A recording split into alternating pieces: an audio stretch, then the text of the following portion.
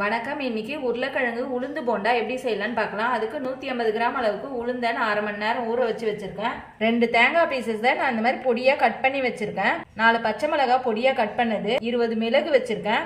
ஒரு உருளைக்கிழங்க வேக வச்சு தோல் எடுத்து வச்சிருக்கேன். உளுத்தம் பருப்புல இருக்க தண்ணி எல்லாம் வடிச்சு எடுத்துட்டு மிக்ஸி ஜார்ல போட்டு அரைச்சு எடுத்துக்கலாம். உளுந்து கூடிய உருளைக்கிழங்க பொடியா கட் பண்ணி போட்டு அரைச்சிக்கலாம்.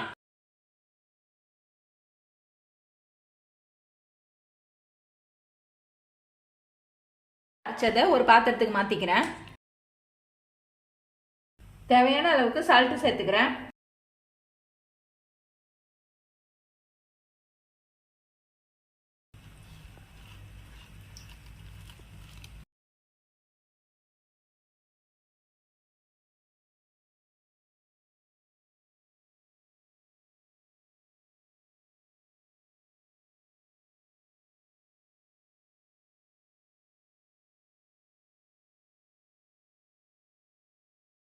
இப்போ மாவு நல்லா கலந்தாச்சு. இதை குட்டி குட்டி போண்டாவா போட்டுக்கலாம்.